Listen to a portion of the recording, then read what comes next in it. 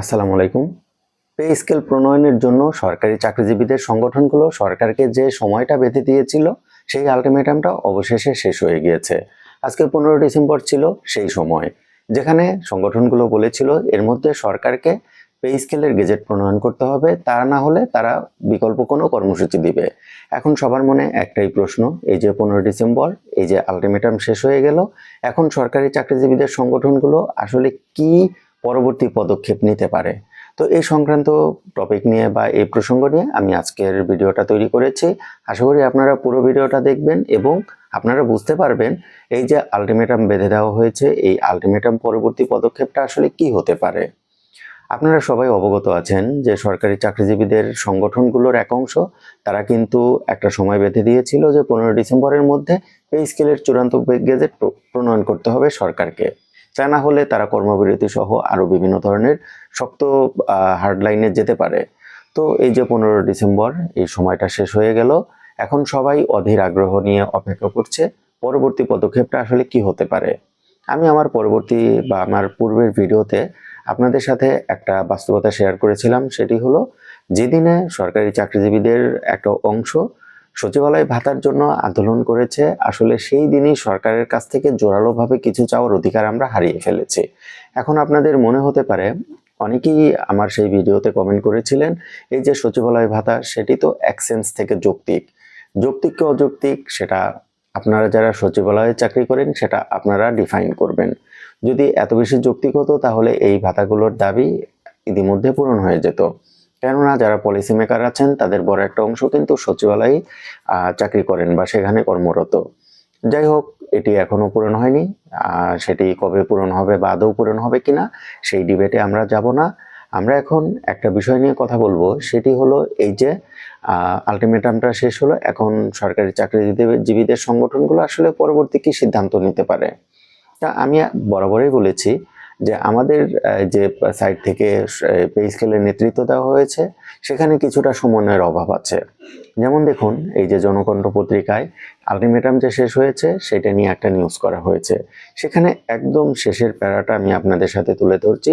সেখানে একটা বিষয় বলা হয়েছে যে 15 ডিসেম্বর এর মধ্যে তারা আলটিমেটাম বেঁধে দিয়েছিল এবং পে স্কেল প্রণয়ন করা খুব বেশি যৌক্তিক। এতটুকু পর্যন্ত ঠিক ছিল।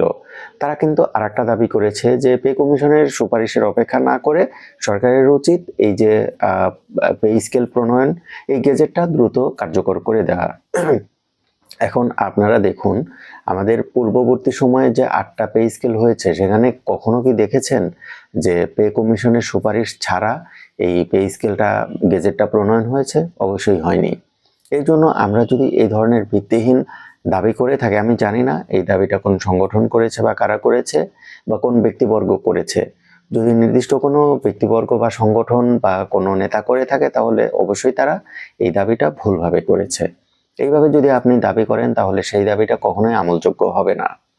তো আমাদের প্রধান দাবি হওয়া উচিত ছিল পে কমিশনের কাছে তারা যেন দ্রুততম সময়ের মধ্যে এই রিপোর্টটা প্রণয়ন করে দেয়। সেটি 15 ডিসেম্বর, 20 ডিসেম্বর, 25 ডিসেম্বর বা যে কোনো কিছু হতে পারত।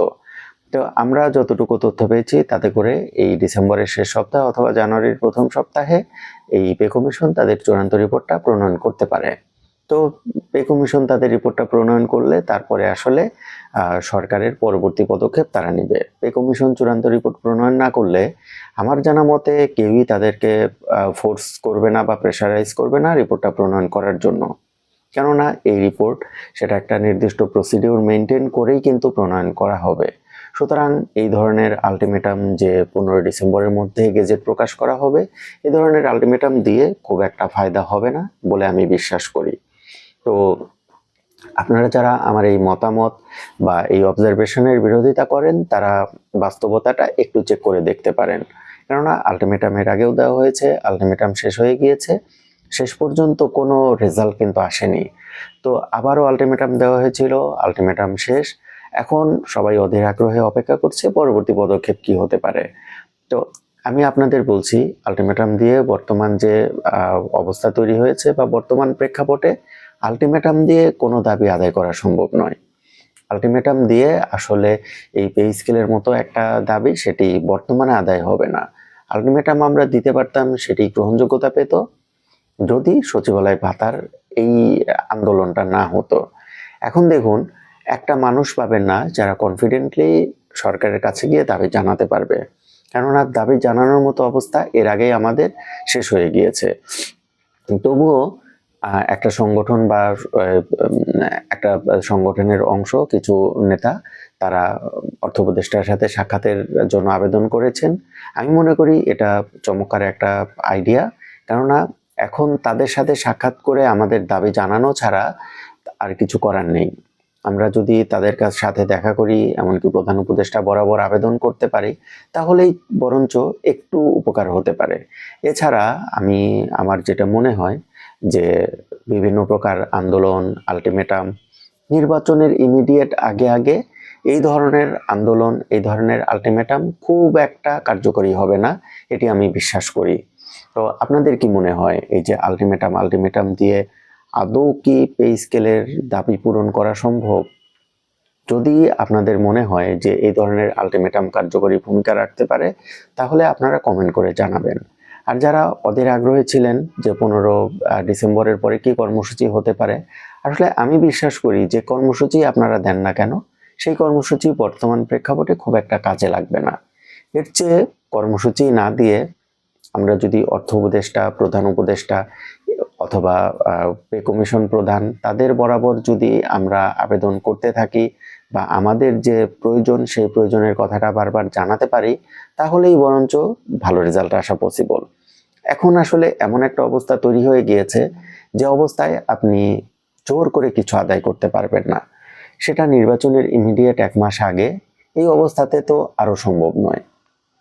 যদি এমন হতো যে নভেম্বরে এই সংগঠনগুলো আরো একটু ভালো অবস্থানে যেত বা তাদের দাবি জানানোটা আরো একটু বাড়িয়ে দিত, তাহলেই বরঞ্চ ভালো কিছু বা বেটার কিছু অর্জন সম্ভব ছিল।